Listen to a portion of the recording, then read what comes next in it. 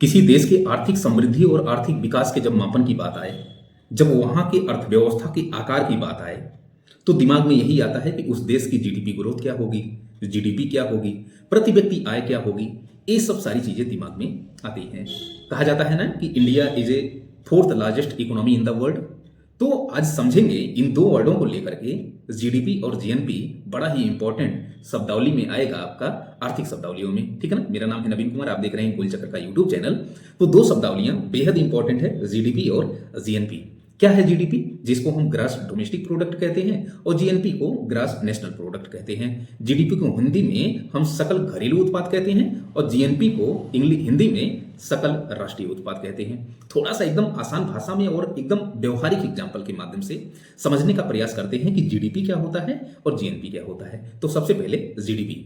GDP क्या होता है कि किसी देश की घरेलू सीमा के भीतर, ध्यान से एकदम सुनिएगा भैया, किसी देश की घरेलू सीमा के भीतर या किसी देश की भौगोलिक सीमा के भीतर एक वित्तीय वर्ष में, मतलब कि किसी निश्चित टाइम पीरियड पे एक वित्तीय वर्ष में उत्पादित सभी अंतिम वस्तुओं एवं सेवाओं के मौद्रिक मूल्य के योग को हम क्या कहते हैं, जीडीपी कहते हैं। ठीक है ना।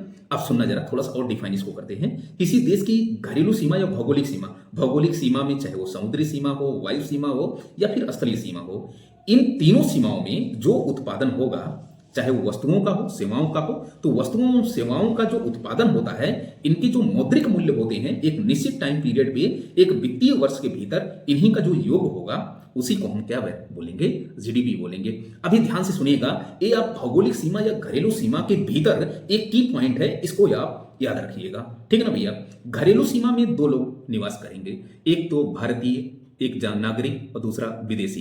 कहीं पे भी आप जाएंगे, भारत में भी विदेशी काम कर रहे हैं। जैसे अमेरिका में आप जाते हैं तो अमेरिका में इंडियंस भी काम कर रहे हैं, चाइनीज भी काम कर रहे हैं, और अमेरिकी तो काम कर ही रहे हैं। वैसे भारत में भी भारतीय तो काम कर रहे हैं, साथ ही साथ विदेशी भी काम कर रहे हैं। ध्यान से तुम सुनिएगा कि भारत में चाहे विदेशी काम करे, चाहे वो भारतीय काम करे, चाहे भारतीय काम करे या विदेशी काम करे, चाहे जिसके द्वारा काम हो, अगर उसके द्वारा वस्तुओं एवं सेवाओं का उत्पादन किया जा रहा है, तो अंतिम वस्तुओं एवं सेवाओं के जो मौद्रिक मूल्य का जो योग होगा, उसी को हम क्या बोलेंगे, जीडीपी बोलेंगे। थोड़ा सा एग्जांपल के माध्यम से समझते हैं। ठीक है ना। कोई जापानी कंपनी है, वो भारत में मैन्युफैक्चरिंग कर रही है। ध्यान से तुम सुनिएगा भैया, कोई जापानी कंपनी है, वो भारत में मैन्युफैक्चरिंग कर रही है।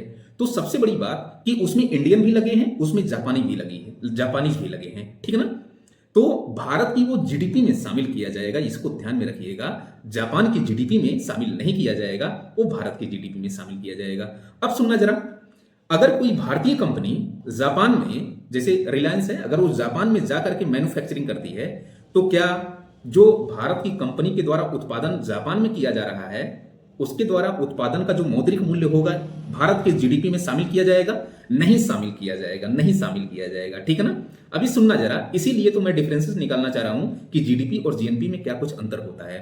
ठीक। अब सुनना जरा, भारत का जो इसरो का एक साइंटिस्ट है, इसरो के एक साइंटिस्ट है, भारत में उत्पादन कर रहे हैं, तो ये भारत की जीडीपी में शामिल होगा। लेकिन यही इसरो के साइंटिस्ट अगर नासा में जा करके कोई कार्य कर रहे हैं, तो वहां पर जो उत्पादन दे रहे हैं, तो उससे उनको कुछ मूल्य तो मिलेगा ना। जो मूल्य मिलेगा भारत की जीडीपी में शामिल नहीं होगा, वो अमेरिका की जीडीपी में शामिल होगा। ठीक है ना भैया। सीधी सी बात, घरेलू सीमा के भीतर चाहे वो भारतीय हो या विदेशी हो, उसके द्वारा किया गया वस्तुओं एवं सेवाओं का जो उत्पादन होगा, उसका मौद्रिक मूल्य का जो योग होगा, वही क्या होगा, जीडीपी होगा। ठीक है। जीएनपी पे जरा आते हैं।